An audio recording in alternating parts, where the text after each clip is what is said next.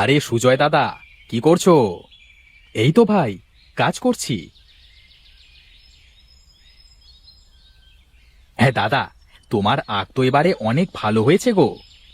ওপরওয়ালার দোয়ায় হয়েছে বেশ। এবারের আখ কাকে দেবে গো দাদা? ভাবছি এবারের আখ কাউকে দেব না, নিজে গুড় বানিয়ে বাজারে বিক্রি করব। কি বলছো কি? তুমি জানো না, এই গ্রামের সকলের আখ মোড়ল মশাই কিনে গুড় বানায়। সে ছাড়া কেউ গুড় বানাতে পারে না। হ্যাঁ জানি, তাতে কি? মোড়ল আমাদেরকে ঠকাচ্ছে, কম টাকায় আখ কিনে বেশি টাকায় গুড় বিক্রি করছে। আরে আস্তে বলো, আস্তে কথা বলো। কেউ শুনে মোড়লের কাছে গিয়ে বললে তোমার কিন্তু আর রক্ষে নেই। আমি মোড়লকে দেখে ভয় পাই না। এবার যখন সিদ্ধান্ত নিয়েছি মোড়লকে আখ দেব না, তো দেব না। তা তোমার যা ইচ্ছা দাদা। আমি এখন যাই গো। দাঁড়া বেটা, মোড়লের সাথে বিদ্রোহ করা দেখাচ্ছি মজা।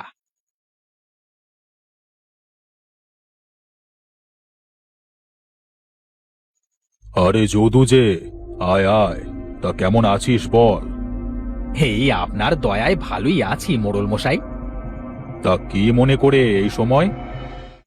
মোড়ল মশাই, আপনার জন্য একটা গরম খবর আছে। গরম খবর? বল বল, তাড়াতাড়ি বল। সুজয় এবছর আপনার কাছে আখ বিক্রি করবে না বলেছে। কি বললি তুই? সুজয় আমার কাছে আখ বিক্রি করবে না? তা ও আখ নিয়ে কি করবে শুনি?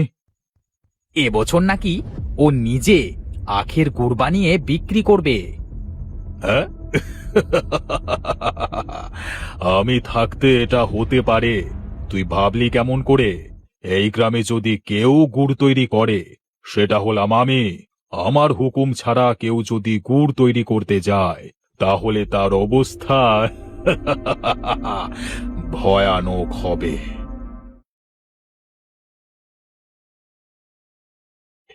মা মা দেখো, বাবা এসেছে। এই তোমার আসার সময় হলো? কখন থেকে বসে আছি তোমার জন্যে। আহা বউ, মাঠে কাজ শেষ করে আসবো তো নাকি? বাবা বাবা, দাও, আখগুলো আমাকে দাও।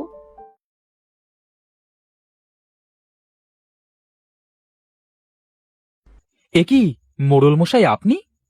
কেন রে, তোর বাড়িতে আমার আশা কি নিষেধ আছে নাকি? তা নয়, কিন্তু এই অসময়ে আপনি আসলেন যে, তাই আর কি বললাম।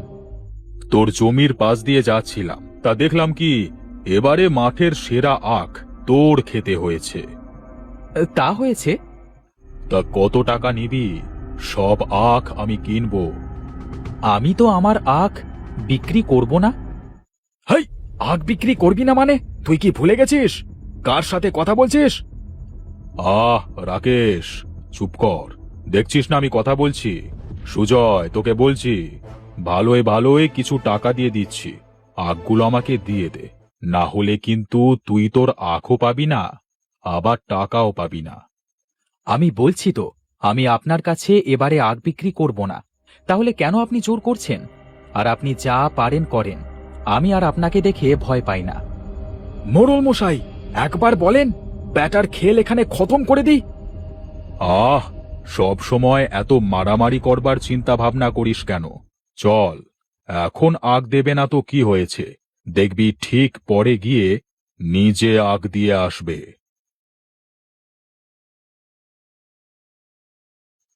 ওগো, এ কি করলে গো? চলে থেকে কুমিরের সাথে শত্রুতা?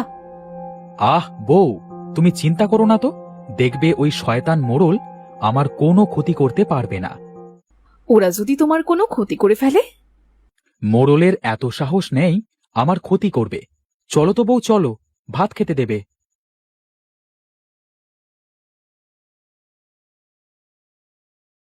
আহা, কত সুন্দর সুন্দর আখ! এই তোরা শোন, এই সব আখ আমার চাই, বুঝলি? কিন্তু মোড়ল মশাই, এই আগ যদি আপনি জোর করে নেন, তাহলে তো সুজয় গ্রামের লোকজনকে নিয়ে আপনার বিচার করবে। আমি হলাম এই গ্রামের মোড়ল, আমি সকলের বিচার করি। আর ওই সুজয় কিনা আমার বিচার করবে? হ্যাঁ?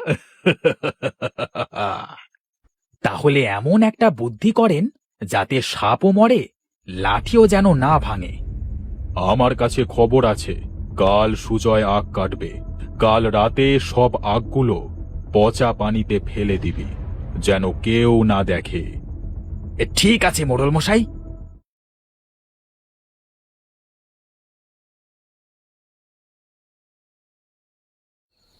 আহা বউ, সেই কখন থেকে দেখছি মুখে হাত দিয়ে বসে আছো। বলছি এত চিন্তা কি করছো? হোগো, ওই মোড়লকে নিয়ে এসে আমার খুব ভয় হচ্ছে গো। ওই মোড়ল যদি তোমার কোনো ক্ষতি করে দেয়। সেই এক কথা নিয়ে তুমি এখনো পড়ে আছো? বলছি কিছু হবে না, এখন ঘুমাও তো। হায় খোদা, আমাদের ওই শয়তান মোড়লের হাত থেকে রক্ষা করো।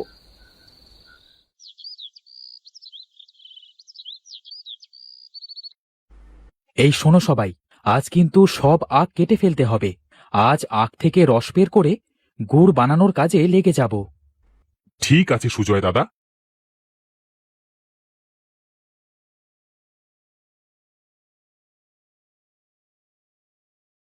কিরে, এমন করে হাঁপাচ্ছিস কেন? হ্যাঁ হ্যাঁ, মোড়ল মশাই, এ সুজয় তো আখগুলো সব কেটে নিল। ও নিয়ে তুই চিন্তা করিস না, সে চিন্তা আমি করে রেখেছি। আখ কাটা তো শেষ হলো, যাও তোমরা যে যার বাড়িতে চলে যাও। কাল এসে আখের রস বের করে গুড় বানাবো।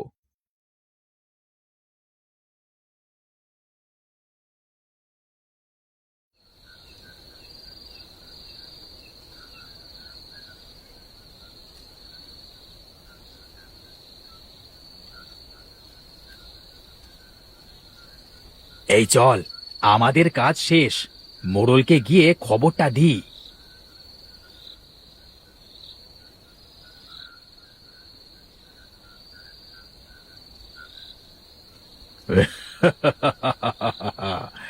সুজয়, আমার সাথে লাগতে আসা দেখ কেমন লাগে।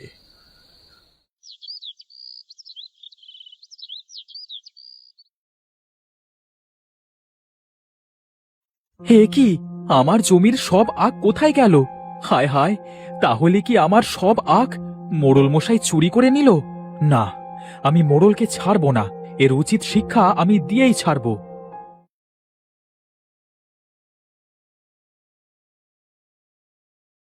হায় হায়, এ কি অবস্থা করেছে আমার সব আখের!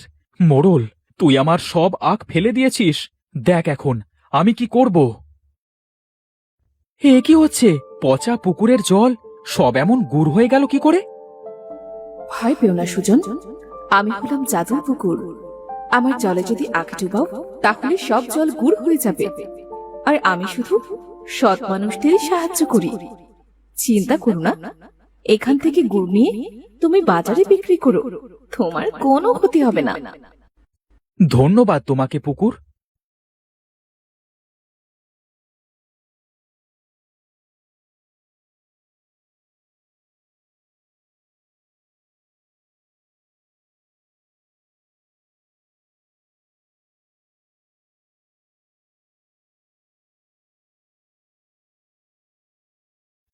হে কি গো, এতগুলা কি করবে?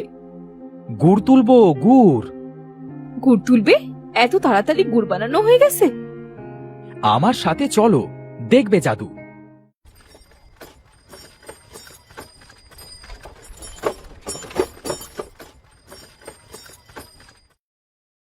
হে কি গো, এই পুকুর ভর্তি গুড়! মোড়ল চেয়েছিল আমাকে বিপদে ফেলবে, কিন্তু সে যে কত বড় উপকার করলো নিজেও জানে না। উপরওয়ালা যা করেন তা ভালোর জন্যই করেন। আচ্ছা, এখন তুমি গুড়গুলো তুলে বাজারে বিক্রি করে এসো তো। ঠিক আছে।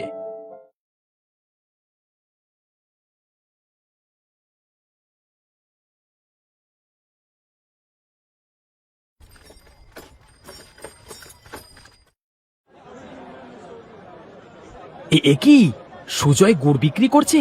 যাই তো, কাছে গিয়ে শুনি এত গুড় কোথায় পেল। আরে সুজয় দাদা যে, তা এত গুড় কোথায় পেলে গো তুমি? চাষ করেছি গো, চাষ করেছি।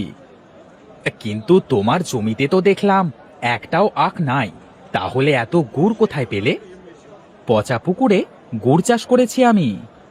কি পচা পুকুরে গুড় চাষ?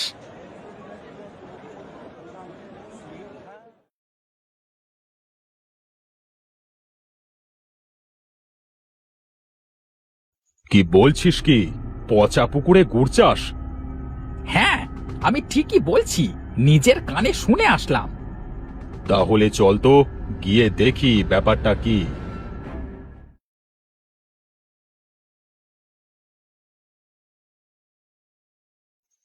এ কি অবাক করা দৃশ্য! পচা পুকুরে গুড় চাষ! তাই তো দেখছি। কিন্তু মোড়ল মশাই, এই পুকুর তো আপনার, তাহলে এই পুকুরের গুড় তো আপনারই। তুই ঠিকই বলেছিস, এই পুকুর তো আমার, তাহলে এই পুকুরের সব গুড় তো আমারই। এই সব গুড় আমার, সুজয়। তুই কেন তুলেছিস আমার গুড়? আমার গুড় কাউকে দেব না।